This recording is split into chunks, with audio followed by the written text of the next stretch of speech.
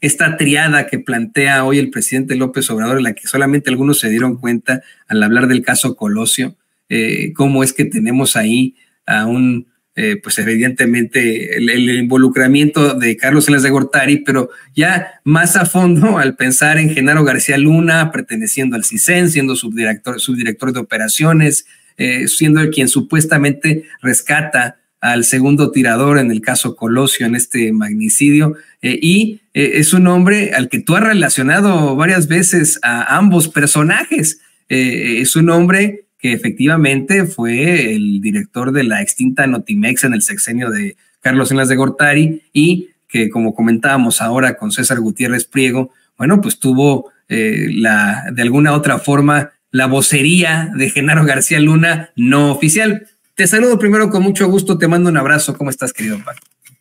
Toño, ¿cómo estás? Muy bien, muchas gracias. Martes 12:05 de la tarde. Mira, la verdad es que el caso de Raimundo Riva Palacio, pues es muy similar, por ejemplo, al de Joaquín López Dóriga.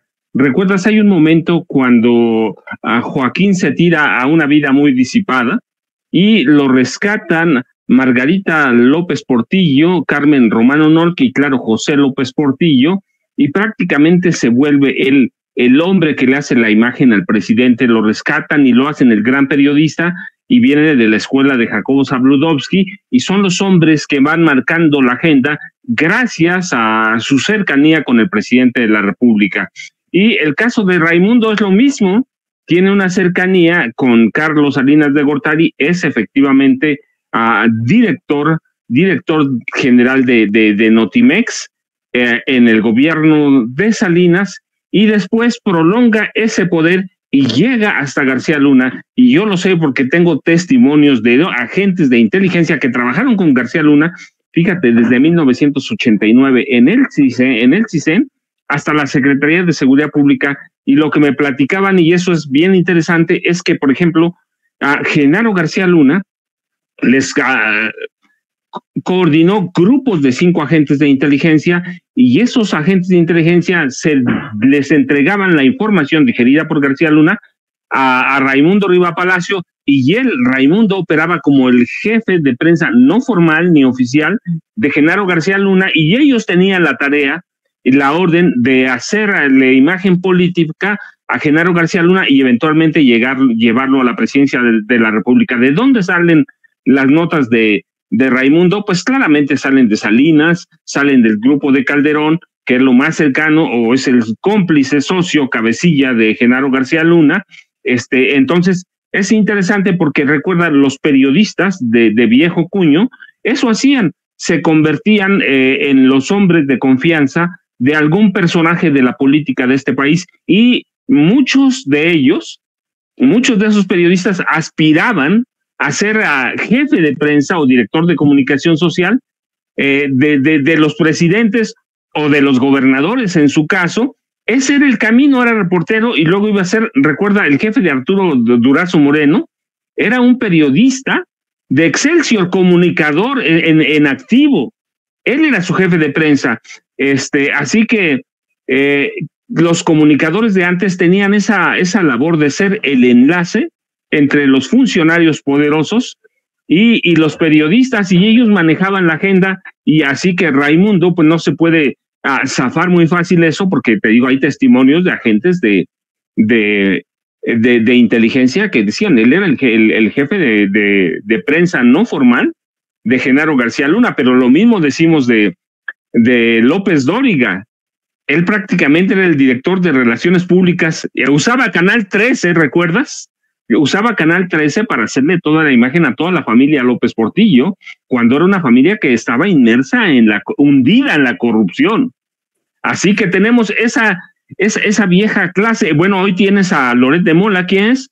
Pues es el vocero de la familia Madrazo. Puede ser el hijo, el yerno, los dueños, pero es la familia Madrazo. Imagínate que es el viejo PRI. Pero esa era la escuela, Toño, era la escuela de la corrupción. Y en esa hacían sentir a los comunicadores que se convirtieron algunos, recuerda, en fábricas de hacer dinero.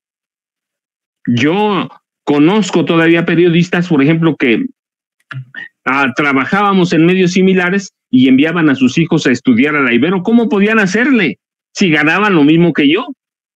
Pues, ¿cómo podían hacerle? Porque recibían dinero, porque tenían contactos, y recuerda, yo te he platicado, mucha de la corrupción se daba a veces a través de la venta de publicidad. ¿Es bueno o malo? Ese era el sistema y le entrabas. No a todos le ofrecían, no a todos le daban, tenías que tener cierto renombre, y mira, y por eso Julio Scherer cobra importancia en todo esto más. Por eso, algunos periodistas, Granao Chapa, cobran esa importancia o adquieren esa imagen de gigantes en un país en el que todo lo corrompía. Siempre hubo, también hay que decirlo, periodistas muy decentes. Yo lo voy a decir.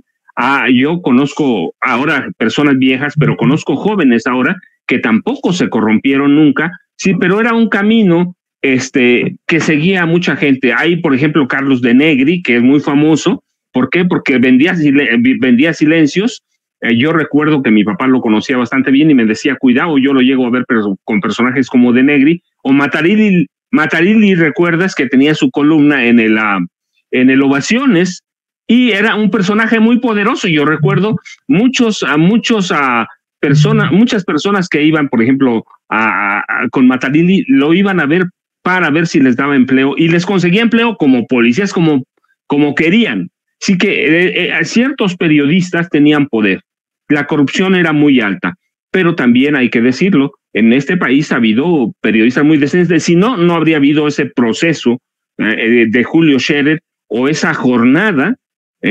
Inicialmente también el 1+1 en su primera época, que era un periódico de izquierda. Entonces, así como ha habido periodistas que han servido a la clase política de poder y que se han corrompido, también ha habido periodistas muy decentes. Si no, te digo, ese proceso, esa jornada, no habrían no habrían salido. Así que pues hay muchos, mira, que eran los periodistas del presidente, y por eso era la fuente presidencial tan poderosa.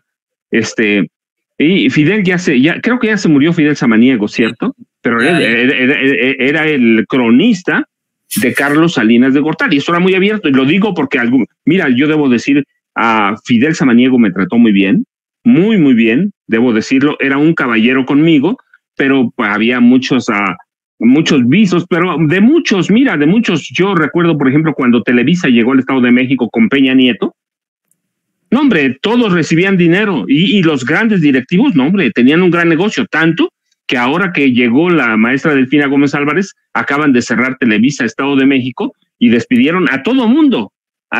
Yo sé que pasó en otros lados, sí, pero a mí me consta lo que pasó en el Estado de México en 2005, que era un proyecto para Arturo Montiel Rojas, y estaban periodistas, publicistas, directivos de Televisa, actores de Televisa. Sí, era un mundo que nadaba en la corrupción, pero había periodistas decentes, siempre hubo. Y mi ejemplo, te digo, es Manuel Buendía. Todo Proceso, debo decirlo, todo Proceso, porque toda la primera época de Proceso yo era un jovencito y yo los veía, a muchos de ellos los sigo conociendo, como a Pepe Rebeles. Conocí posterior a algunos de ellos, tus amigos, por ejemplo, Paco Ortiz Pinchetti, que era mi cuate en algún momento. Yo sé que eran muy decentes, sí, y periodistas de otros periódicos, pero la corrupción siempre ha permeado. Hay periodistas que siempre van a ser tentados porque es el poder, y es el poder entrar a mucho dinero. Yo lo platiqué alguna vez, hace años, en un libro. Cuando vivía en Acapulco, bajaba y veía el yate. Después supe que era de López Dóriga, pero lo supe por los Guardia Marina. Sí, 2.5 millones, y después supe que salió por las cortinillas que aparecían en el noticiero, cortinillas que pagó Peña Nieto. Entonces, pues siempre ha habido, y la tentación es fuerte, pero también hay que decirlo, siempre ha habido periodistas decentes. Tú, en el ejemplo, Vicente, que hay una generación, siempre en cada generación hay periodistas muy decentes. Y así que, pero en el caso de Raimundo, yo lo sé porque me lo platicaron. Los agentes de inteligencia me dicen, el día que quiera lo sostenemos. Sí, y bueno, su relación con Salinas pues era muy abierta, era conocida, y el manejo informativo de Raimundo, como el de, ya te dije, de López Dóriga con López Portillo, era muy estaba a la vista, no podemos ocultar. Así que ese es el papel que han jugado algunos periodistas, Toño, como Raimundo, o como López Dóriga, o como ahora Loret, quien pues trabaja para el PRI, para el viejo PRI. Pero fíjate, todavía ellos, en estricto sentido, están trabajando para un político que uno podría asumir llega a tener efectivamente sus vestigios corruptos y etcétera. El caso muy particular de Raimundo Rivapalacio es escabroso porque sería un trabajador, un periodista que tendría en la bolsa un narcotraficante. Eso es lo que es Genaro García Luna. Entre tantas cosas, pues es un narcotraficante. Y esa es su realidad. Quiero mencionar también que si mencionamos a periodistas destacados y honestos, bueno, pues obviamente tú, querido Paco, siempre lo hemos dicho aquí en Sin Censura y todo nuestro reconocimiento, tu trabajo durante tantos años, ¿no? Hay muchos nombres por ahí, pero definitivamente tú, y nos da siempre mucho gusto que seas parte de esta nuestra pues barra de colaboradores de esta familia aquí en Sin Censura. Y pues bueno, una vez más, ya cediéndote la batuta, quiero agradecerte que podamos platicar este tipo de cosas. Se ha puesto muy interesante la plática, la gente continúa conectada en todo esto. Nos reportan que han habido una serie de cortes a nuestras transmisiones en cuanto a comerciales. Interrumpen nuestra transmisión, nos ponen comerciales, mire, del PAN, del PRI, nos ponen comerciales acá en Estados Unidos de Trump. Claro que no tiene nada que ver con nosotros, eso lo queremos aclarar, pero bueno, en esas condiciones te dejo el changarro, querido Paco. Toño, muchas gracias, nos vemos mañana, ve, descansa y provecho con la familia, así que, y usted por favor no se vaya,